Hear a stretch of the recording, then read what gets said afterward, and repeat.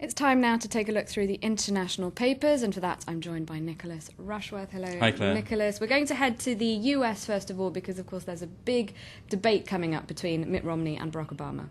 It's the first televised debate. Could be make or break, possibly for Romney. He'll have to punch hard that time for this election. Now, the USA Today International edition is looking at that with a warning to both of them, Obama and Romney, saying the US is headed for disaster. Ross Perot was a candidate in 1992 for the presidency in America.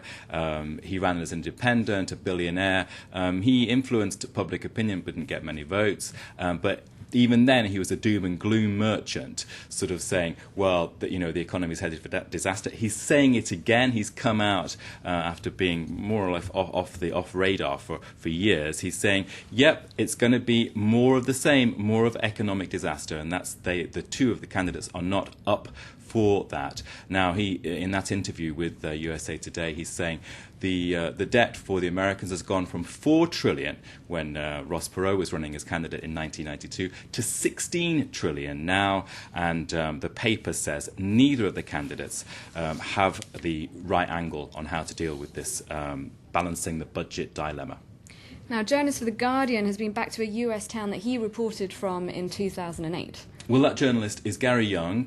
He works for The Guardian, is syndicated worldwide, and here he's saying in a report from Roanoke in Virginia that 4 years on, belief in change has gone. Now, he reported from there in 2008. He's blogging from there again, and it's not nice. The mood is bleak, and one statistic that caught my eye in that piece was that there were 1 in 8 under the poverty line in Roanoke in Virginia in 2008, and now, 2012, you've got 1 in 5. So the statistics are not good, that's what he's saying. Also, another bleak phrase from that piece, if I can give it to you, some of those who bought into the promise of change could be forgiven for demanding a refund right now. Now, the latest on what's been dubbed the WikiLeaks trial. The Pope's butler is due to appear in court today. Well, it's Pauletto. Will he be standing trial this morning? Because on Saturday we're all waiting anxiously whether to see that trial would go ahead. It was procedural on Saturday.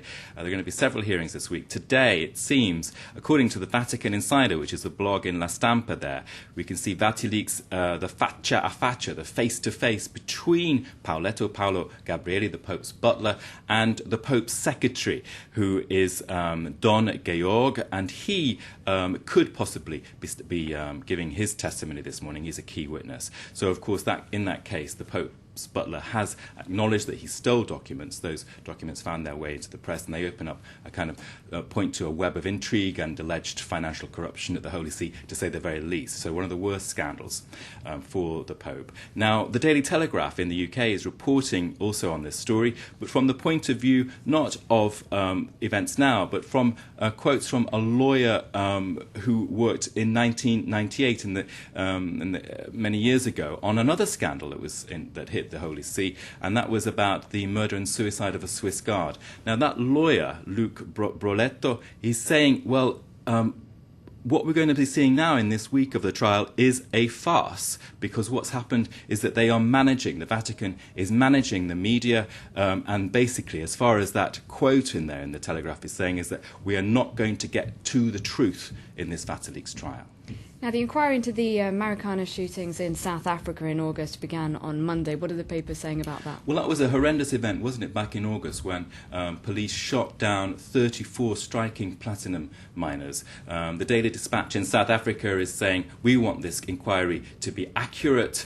They're saying, we don't want any airbrushing here. Another comment piece in the Sowetan is saying, listen, all the money that's going into this inquiry now should just go to the friends and families of the victims, the people who need it, because there's a feeding frenzy going on with retired judges and lawyers, even NGOs, picking up money from all the millions being spent for this 4-month-long inquiry. Okay, thank you very much, Nicholas.